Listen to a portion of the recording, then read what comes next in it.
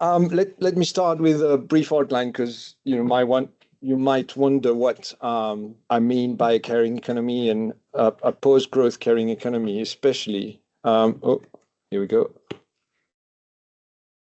What I mean by care.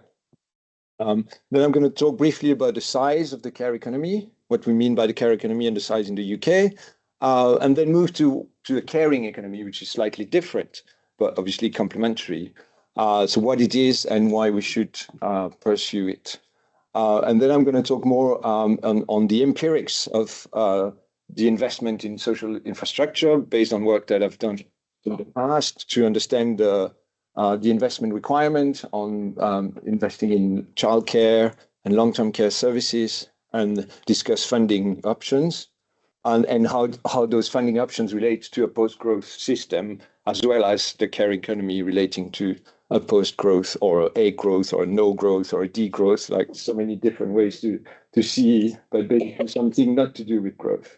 And then obviously the politics of it all at the end before concluding. So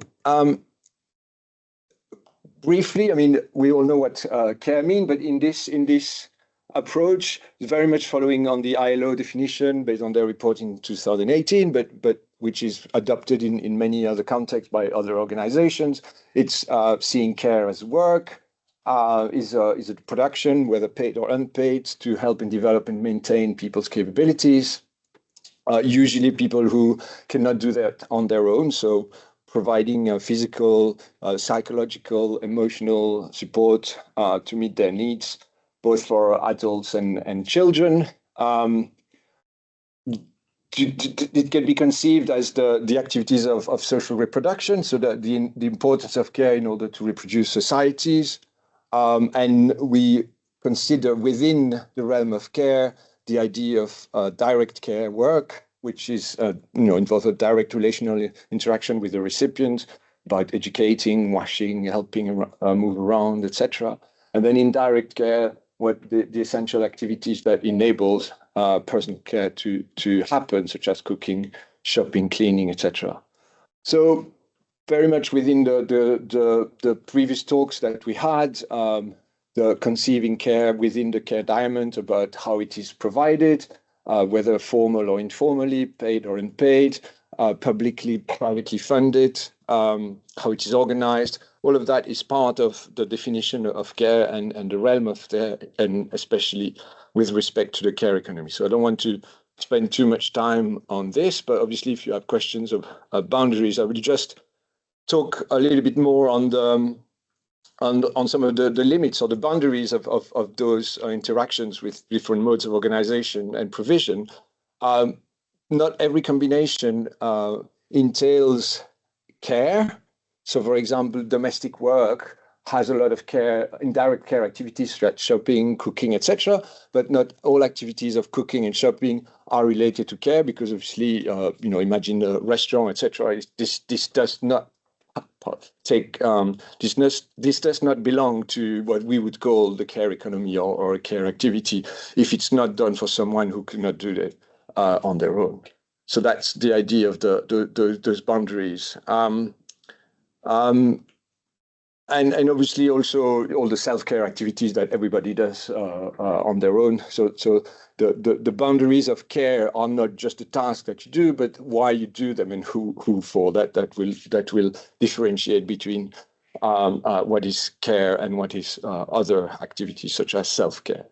So in practice, the focus here would be on care services, provision for early education and childcare for toddlers before primary school, but you can also have the wraparound activities around school time. And then long-term care, adult social care for adults and children with disabilities and needs of support in their activity of daily living and instrumental activities of daily living. So that's all these activities would be what we term the care economy. So just an idea. So this is like a new, relatively new. I mean, it's been since 2020. So time use in the UK, because it's been a while since we had a time use survey available, and that will give us the time, the diary time of activities in order to see what people do, men and women, especially in a typical day of the week, average of over 7 days. And that enables us to capture both the paid and the unpaid economy in terms of care, direct care, paid unpaid care work, childcare, adult care, and household work. So it was just to give the contour of a total work, about 300 million hours per day in the whole of the UK. And you can see women do slightly more than men in total work, and through especially what they do in the unpaid sphere of the economy. But also in the paid work sphere, we have some activities that are also part of the paid care economy, which need to be taken from other sources. And some will consider education and health as part of the care economy, which we do. But for the specificities of the talk here, it will be focused on care industries, so the long-term care and childcare. Domestic employees are a very important part of the care economy in other countries, but not so much in the UK.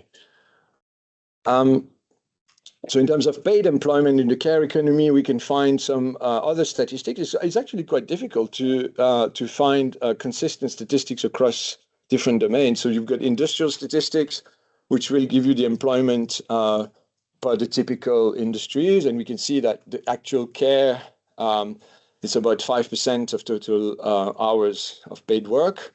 And if you add the education and human health, the paid work economy consists 20% of the paid work economy is consisting of care activities. In other sources that I found on employment, it would be 25%, but let's say 20 to 25%. Other statistics are focused on the care workforce, in particular specificities. So the skills for care will tell you about adult social care, early education and care. A survey of early providers will give you some indication of the staff in childcare facilities. And you can see 1.6 million employed in adult social care, 350,000 employed in early education and care, which when you calculate the number of the million of hours, it's more or less the same as the one given by the industrial statistics, but not quite, because of the different definitions. So this just gives you a sense of the size of the paid economy. We've got about 40% of the work that is done, so the total amount of paid and unpaid work done every day in the UK by everyone. 40% is non-care, paid non-care.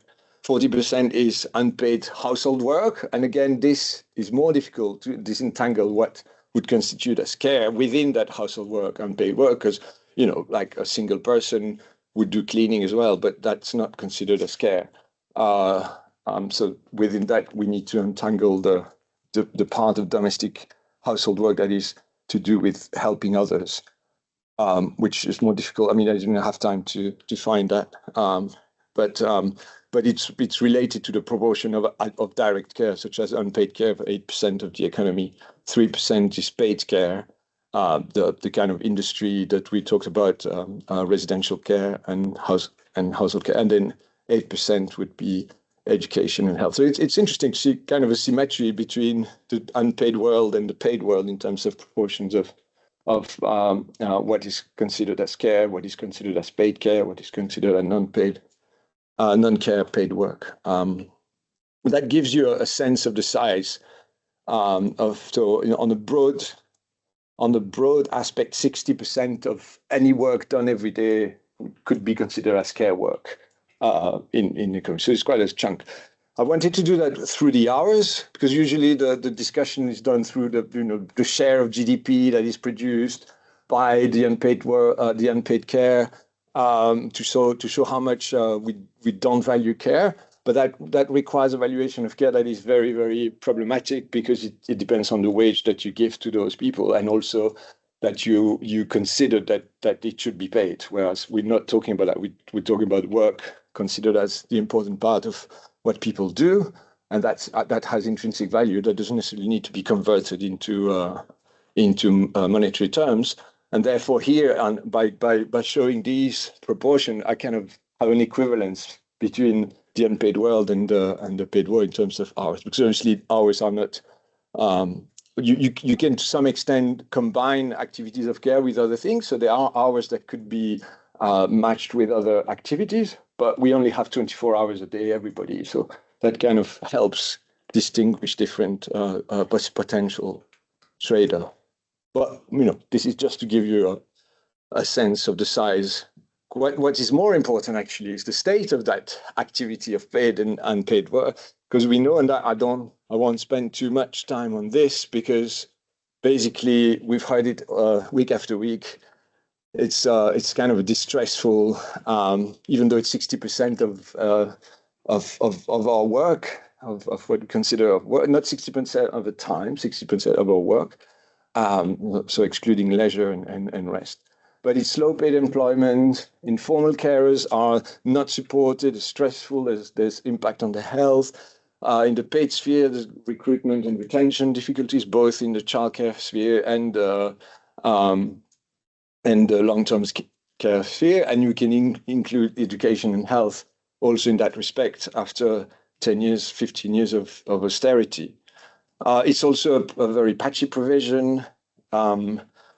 And as a result, despite the huge amount of work that is produced to provide care, there's still a lot of unmet care needs. So people receive no care, especially in terms of, let's say, for children in need of early education and being looked after, although that happens too. But mostly for adults, when there's about 1.2 million people aged over 65 that either don't receive any care or that receive some care, formal or informal, but not enough compared to their needs. 1.2 million, that's a lot, and it's actually increased. I mean, obviously, the population of over 65 has increased, but the proportion of those who do not receive enough care has stayed stable, which means it's and slightly on the rise as well since 2009. The explanations, we've gone through them before in terms of the neoliberal mantra of a permanent austerity. So it's not austerity as in the last 15 years, it's a permanent state of austerity that the neoliberal ideology provides, which means low tax, low spending, and shift towards market or self-provision, which in the case of care usually is done through unpaid work by women rather than proper services in the market, with the quality lacking. And that's because care as an activity has so many public good characteristics to it that benefit many other people that the market cannot capture the benefits of providing it for pay that is affordable. Therefore, it doesn't provide enough, or it selects the richer people to care for. And as a result, there's a lot of underfunding, underprovision of care. And as you can see, I mean, care, whether it's childcare or long-term care, no matter how we talk about the different governments having defined and reorganized it, it is subsidized. There is no such thing as private care that is entirely private, other than for those who can afford it, because the cost of providing, despite the fact that it's very low paid, it's very expensive and therefore needs subsidies. But despite the subsidies, it is still not accessible to all, and it's basically underfunded. So that's kind of the state of the care economy. It's a kind of a self-reinforcing cycle of terribleness. But it's because of ideological, underpinning of what how care is neglected, because it's a gender issue, therefore it's not a priority for government, and within a neoliberal ideology of low tax, low spending, it's not going to be the first thing that gets the attention of policymakers, unless we can prove some kind of investment benefits, which I will come to in a minute. So moving to a caring economy. So basically, with all this happening, after years of austerity, the Women's Budget Group convened a commission on a gender equal economy, which Franz Bennett here as well was participating in contributing, and to understand, can we do better, rather than criticizing the government and thinking about all the bad things that happen and why they are bad for gender equality, for care provision. Is like, what can we do about it? So it was kind of the premise was, let's see whether we can build another model and then talk about how we get there. So it is a vast project. And I'm only going to talk briefly about the kind of the social infrastructure aspect of it, so the care provision, but it has to be understood within a broader context. That's why I wanted to go briefly around. It's trying to achieve the three goals of gender equality, sustainability, and well-being, which are also in line, for example, with the sustainable development goals, no matter how much they can be criticized, but mostly it's because of the means that the countries don't want to put in it, not so much the actual, theoretical goals of reducing poverty, improving the environment, and well-being and education for all. So prioritizing care and the environment, considering humans as carers and in receipt of care. We all need care at one point in our life. Therefore, it is a collective endeavor to make sure that care provision is sustainable, it's of high quality, and is accessible to all. And make sure that in the debate about paid versus unpaid, or formal versus informal, that it's not the state will provide everything, or leaving households to fare for their own. It's making sure that there is a combination of provision that is publicly funded, but also enable people to have more time to care, as well as time free from care, so that the time they devote to care is not an obligation because there's no other option. And therefore respect people's multiple roles across their life in terms of the different qualities they have, rather than pitting groups against the other, like the taxpayers versus the benefits crunchers, etc. So like everybody has multiple roles, and those roles change over the life, the same as the household composition changes over the life. I mean, I don't have to tell you that, you know that. So this is like very much in terms of temporality of it, but also in terms of diversity of human experiences, and make sure that this is all taken into account. Because what we want is, why on earth should we do that? Well, this may offer, or this should offer, if it's well done, a solution to our multiple crises, the crisis of capitalism that Nancy Fraser was talking about, in terms of cannibal capitalism, devouring the care system, the political system, the environmental system, and the labor relations. But it very much needs an end to capital accumulation, basically the end of capitalism as the mantra that everything needs to gear towards. So it's not a political manifesto per se. It is a proposal of an alternative way of seeing things, in order to address the problems that even the most fervent capitalists would advocate for, such as making, they always talk about a green, inclusive, sustainable growth, but when it comes to it, you can't really have that at the expense of the environment and care structures, without actually considering growth as the problem itself. It's not. If the economy grow, it can grow in virtuous ways, but it's driving all the policy making in order for the economy to grow. That is the problem. It's the growth imperative. It's the idea that we can't do anything, such as funding public services, if you don't have growth first. And that's very much the labor mantra of this new government. Is they're going for growth in order to fund what they can not afford for now. And the argument here is like, maybe there will be growth as a result, but what we need to do is fund the fundamental infrastructure that we need, whether it's a green infrastructure or care infrastructure, and as a result, we'll have a better society. It may be that the economy is larger as a result, but it may not be. In case of care, it might just be a substitute between informal care and formal care, which is paid, but it also increases the quality, which will not be measured by indicators of economic growth. And that's for the better. So we don't need that the mantra is very much about redistribution rather than growing the size of the pie. And it's redistribution between men and women, between the state, the market and families, between countries, and over time as well.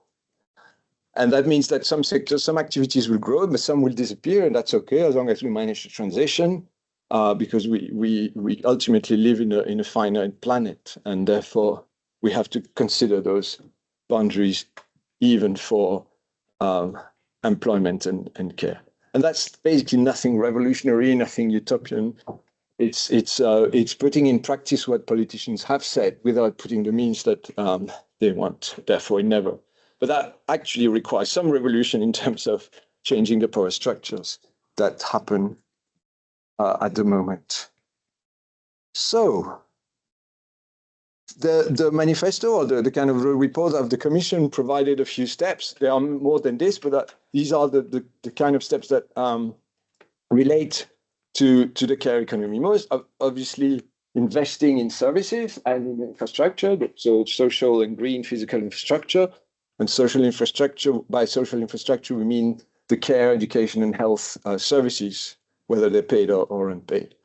Basically, what was defined as the care economy, but also considering social housing, transport, energy as part of the necessary infrastructure. Transforming the worlds of paid and unpaid work, make sure that we have decent paid leaves, caring leaves, but also reduction of working time, so which comes with the idea of working less and consuming less to have green outcome, but also to enable more time to care. The caring economy also entails a better social security system based on dignity, more autonomy, more universalism, and less means testing. There's a whole chunk of the report that explains how it could be done, and Fran Bennett has done a lot for that. And transforming the tax system, not only for its own sake, because it's at the moment it's very unbalanced between wealth and income, between work and income from other sources, but also as a source of funding and as a source of tempering the growth mantra. We'll come back to that when we look at funding options. So what I'm going to talk now is very much about what do we mean? In practice, if we were to implement those goals, we always talk about we need to spend more on care, we need to invest in care. And when we hear the budget of the governments, we realize that they very much do so according to what they think they can afford. And it's usually a plaster on a very big wound that won't solve the problem. For the last 15 years, we were promised, or 10 years maybe, we were promised a very radical change in ideal social care funding, whether it's through the rules of access, the means testing, the limits on the care cost, but also a genuine investment of moving towards a more universal system like in Scotland. But even Scotland, that has had a universal system for since 2002 for the over 65, and since 2019 for the over 18, is not putting enough money in it to make sure that people are well paid and there is no unmet need. There are still problems in that universal. So it's not just the organization that is or the kind of the way to organize care that is the problem. It's also a matter of investment, actual public money, public spending, investment.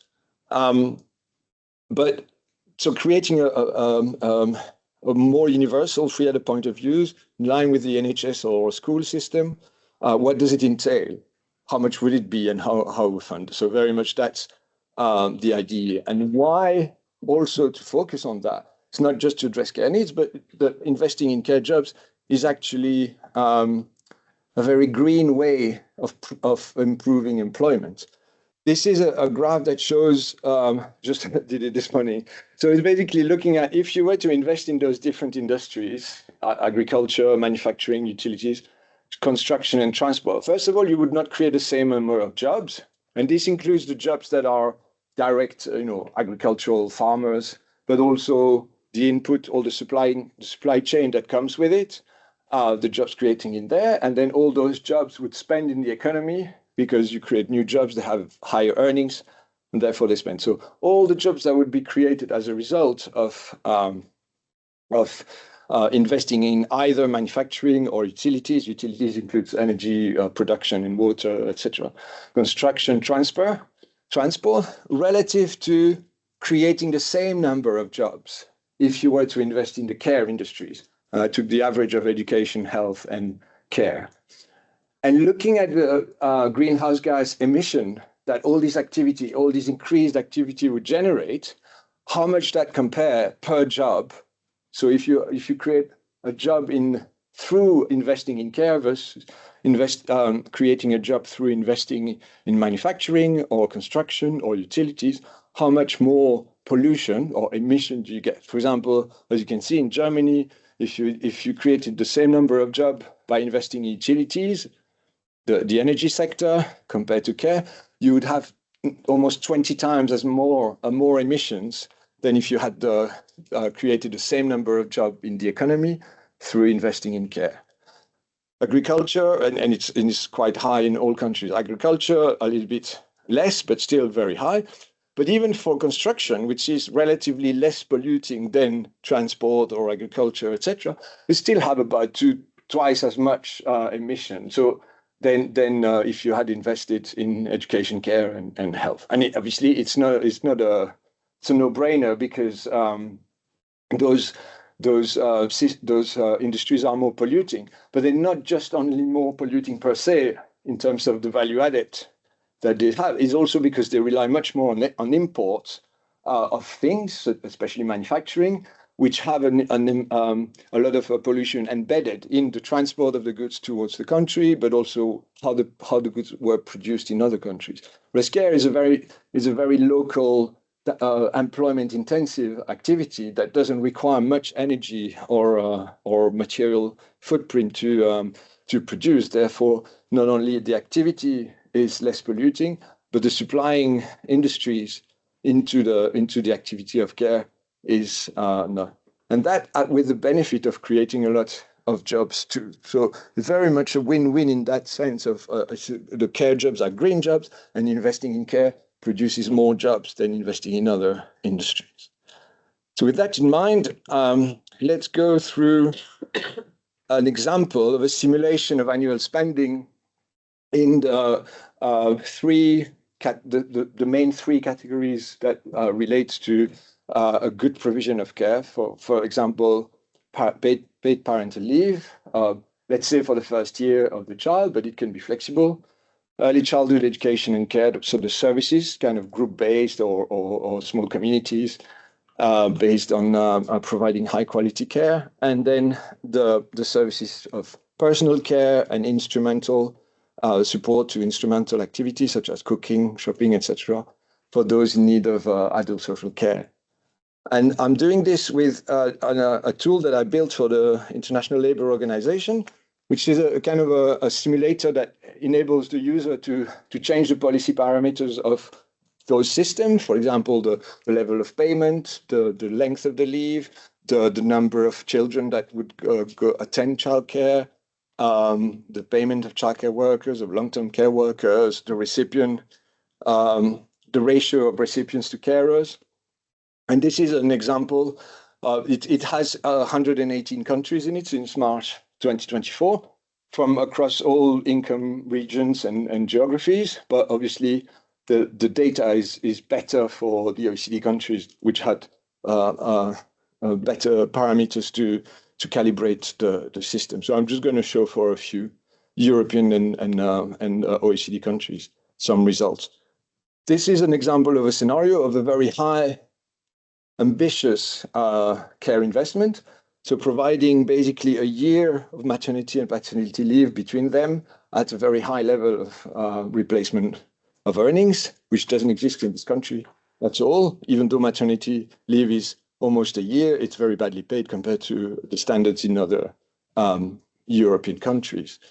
And then a totally free universal childcare system, which is en route to being implemented. Now, soon it will be, 30 hours for the 9 months old all the way to primary school, but that is restricted to working parents, and it's still with staff that is badly paid. And yeah, only that. And so as a result, and also it's during school term only, so the kind of we need to cover more of the year. So this is 40 hours per week, 52 weeks per year.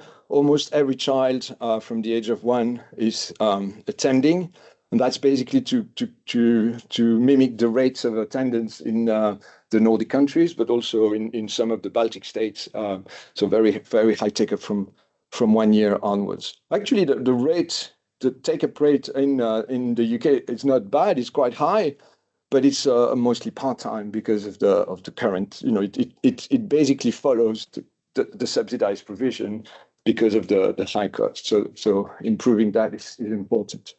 And then the same for long-term care, free personal care, as well as instrumental activities. So going beyond the Scottish system, it's basically replicating the current English system, but taking the means test off, so it's available to everyone, and based on rates of coverage. So the 2.5 recipients per care worker, which is more or less the coverage that you find in the Nordic countries, and also a high increase in pay rates online with Nordic countries. And Nordic countries pay well their care workers because they're also highly qualified. But there is a mixture of degree holder and post-secondary diploma. So it's not necessarily that we say every care worker will have to upgrade their training, but it's providing much more opportunity for a career in the sector with connections between education, health, etc. So this would be for the combination of childcare and leave, because obviously it is an important connection. You can't have a good parental leave system if you don't have a good childcare system that follows, and vice versa. If you are considering the flux in the child progression, as well as the implication for parental employment, especially mothers. So the horizontal line shows the kind of current investment average in the Nordic countries, Norway, Sweden, Denmark. And that's in yellow, orange, what countries spend at the moment, and in blue, what the simulator says they should spend by 2030 every year in order to provide those parameters of universal provision and highly paid. So there's a long way to go for the UK, for Canada, for Australia, and then France is already pretty much there with other countries in between. So that just gives you a sense of the scale of for the UK, we talk about 40 billion in 2022 price, but for 2030, compared to the current spending of around 6 billion, maybe 9 billion by 2027. So still a long way to go, a doubling, if not trebling of the annual spending. And this is for long-term care, again, based on relative to the Nordic spending. It's much higher level of spending, around 3 to 3.5%. And depending on the, obviously, population structure of each country, more or less spending is required. And some countries already spend a lot, such as France and Japan, so don't have to have much to complement to, but others would have a longer way to go. And it's interesting to see that the UK has spent not a negligible amount, about 1.5% of GDP, but still has 2% more to spend. It seems to be like a lot of subsidies to private providers that are siphoning the money without providing enough care. So that's not, again, a show of how the private organization and the way that long-term care is very much dominated by private equity, or more and more dominated by private equity, is a problem. So how do we do the kind of calculations on the funding? So we can do it either by looking at the employment that it creates. and then look at the tax revenue that it generates and see whether we can change the wealth or the income tax system to fund the gap, which I will look at in a minute. But for childcare, the other aspect is that childcare is a constraint on a lot of maternal employment and not on fathers' employment. So I'm focusing on women here because fathers are not fathers' employment trajectory is not affected by becoming a father.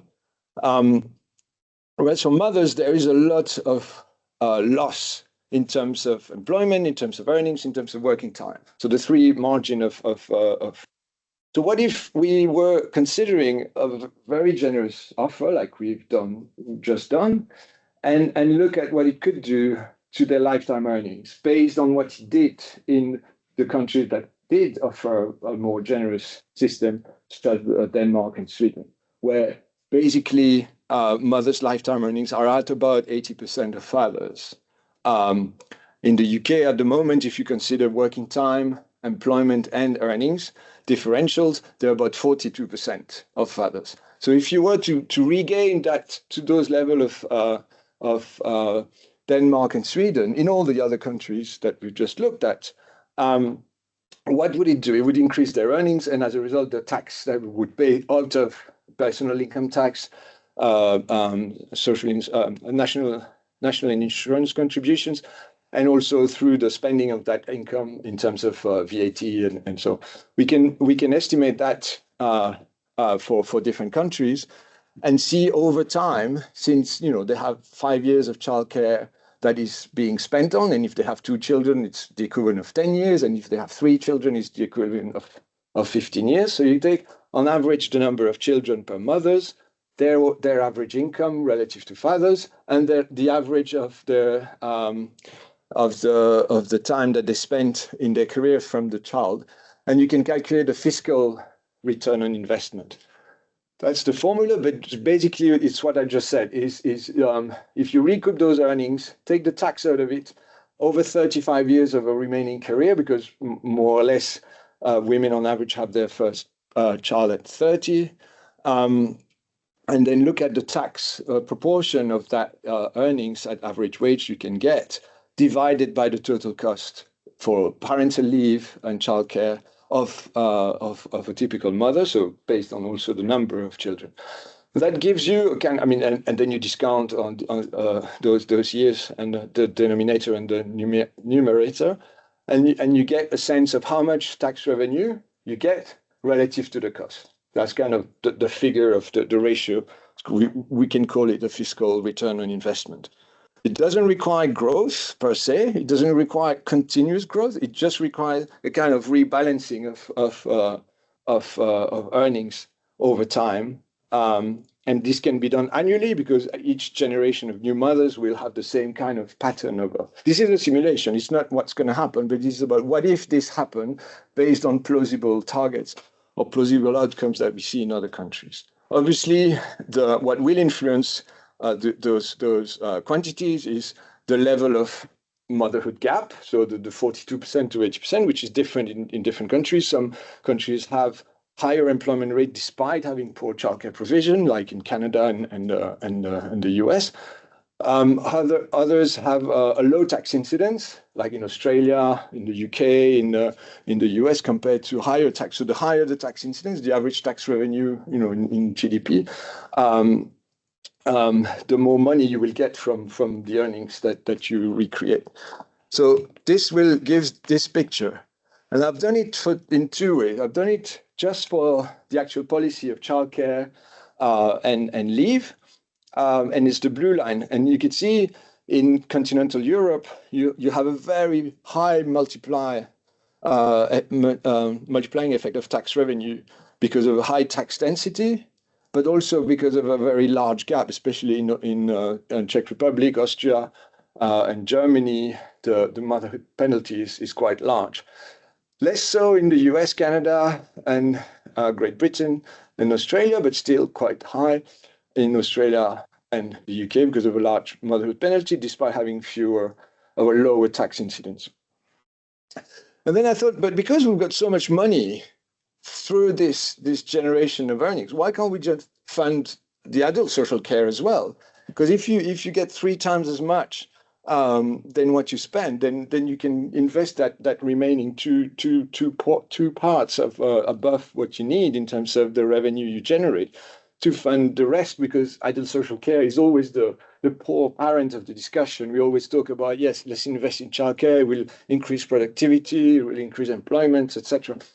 For long-term care, it's more difficult to make the argument because a lot of the recipients are retired, but also a lot of the carers are retired. But there's still a huge proportion of them who are of working age, who are prevented from employment, about 500,000 people in the UK, because of caring responsibilities for adults, not just children. So that's another source of, but I'm not even calculating that based on those. I'm just calculating how much can be used from the earnings recouped by mothers through the childcare system in order to also fund. And that's the orange line. Obviously, because it's only cost, so I add to the cost.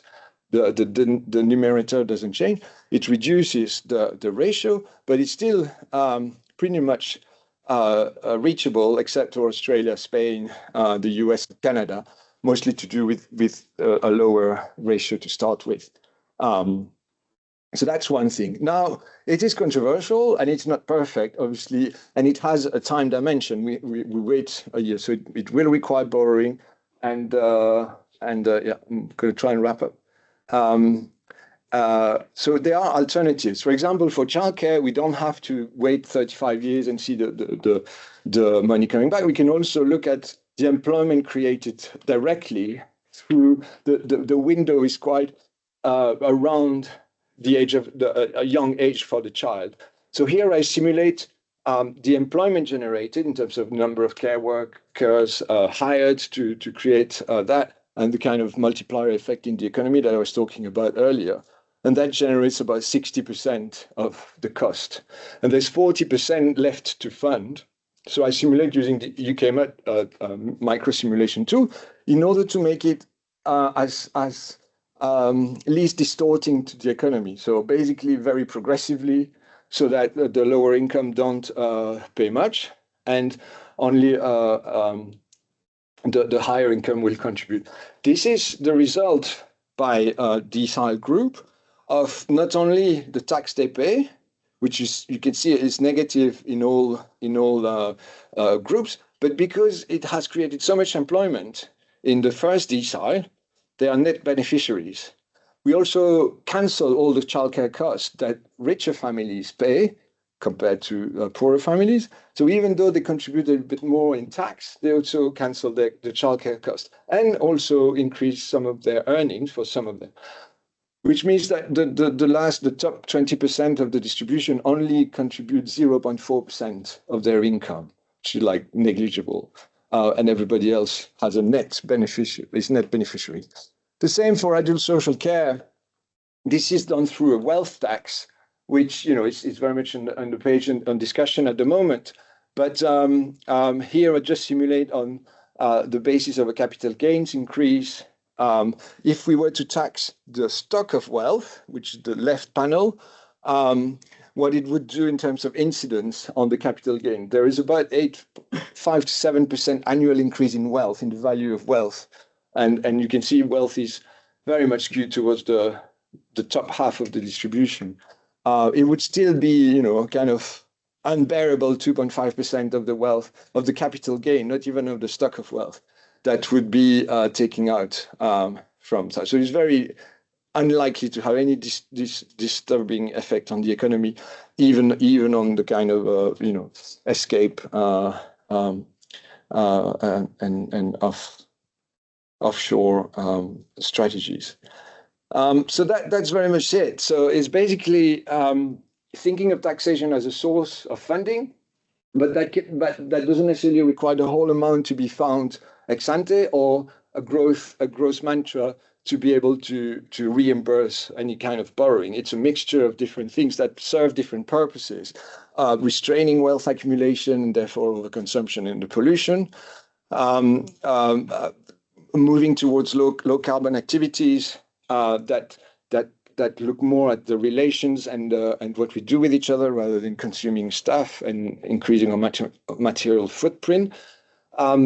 Obviously, the employment will increase, consumption will increase, but it's a one-off. Basically, through an investment that is generated every year, you invest 3% of your GDP in long-term care, 1.5% of GDP in childcare and leave. The economy is slightly bigger, but then it's stable. It's not that you increase the care economy every year more and more. So your growth rate is flat once you have reached that steady state. So that's the idea of kind of a self-perpetuating system. But then the political pitfalls, I can be very brief on that, and that's my next to last slide, because obviously I mean, this is basically like preaching to what we've heard, but it's interesting again to see that it's been a while, like, I don't know, 40 years that we talk about these investment in care and the benefits for it and the need for it and the gender bias of policies. And everybody says, yes. In the 90s, we were talking about social investment. The European Union was very much about seeing education and care but it was still about we need taxation to fund. And we can't do much if it doesn't provide growth, and therefore long-term care was totally neglected.